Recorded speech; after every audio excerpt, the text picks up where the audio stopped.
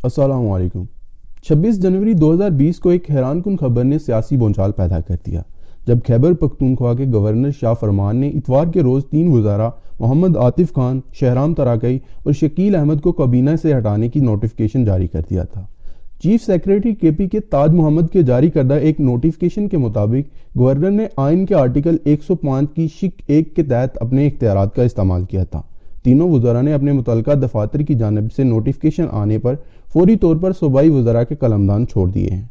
याद रहे कि आतिफ खान खेल, सकाफत और सियाहत के सीनियर वज़ीर की हैसियत से खिदमात अंजाम दे रहे थे, जबकि तराकई वज़ीर सेहत थे और शकील अहमद मसूलो अमलाक के वज़ीर की हैसियत से खिदमात अंजाम दे रहे थे। बज़ाहिर ये तासुर दिया जा रहा है कि इन वज़ीरों को ख़राब कारकर्दगी की बुनियाद पर वज़ारतों से फ़ारिग किया गया है, लेकिन कुछ खबरें ये भी हैं कि ये तीनों वज़ारा केपीके के वज़ीर आला को हटाने की साजिश में मसरूफ़ थे।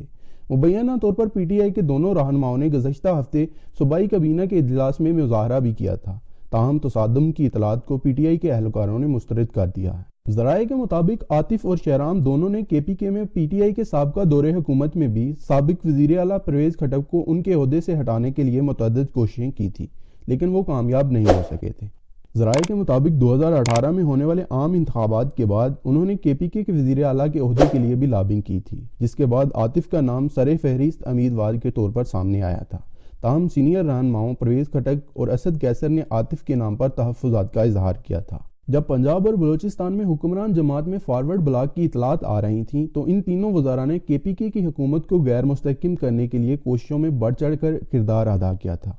ज़राए ने यह भी बताया है कि हुकूमत को गिराने की इन कोशिशों को रोकने के लिए सीएम महमूद ने शहराम के कलमदान में रद्दोबदल भी किया और उन्हें वज़ीर सेहत मुकर्रर किया गया, लेकिन इससे भी पार्टी के अंदर के इख्तिलाफात कम ना हो सके। इसके बाद वज़ीर आला ने यह मामला वज़ीर आज़म इमरान खान के पास उठाया और उनकी हदायत पर नाराज़ वज़ारा को काबीना से बरतरफ कर दिया गया। आपको याद दिलाते चलें कि यह वाक़या पहली बार नहीं हुआ, बल्कि अप्रैल 2018 में भी पाकिस्तान तहरीक इंसाफ ने ऐलान किया था कि वो खैबर पख्तूनख्वा असम्बली में अपने 20 मेंबरान के खिलाफ तारीखी कार्रवाई शुरू करेगी, जिन्होंने मुबैना तौर पर सेनेट इंतखाबात के दौरान पार्टी को बदनाम किया था और हॉर्स ट्रेडिंग में मुलव्वस पाए गए थे।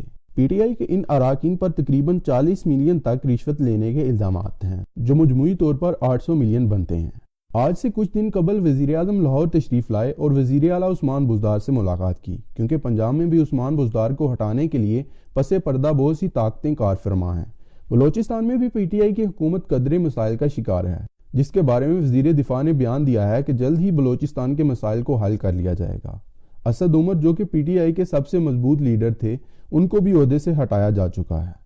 इन तमाम वाक़यात से लग रहा है कि पीटीआई की हुकूमत इस वक्त काफ़ी दबाव में है।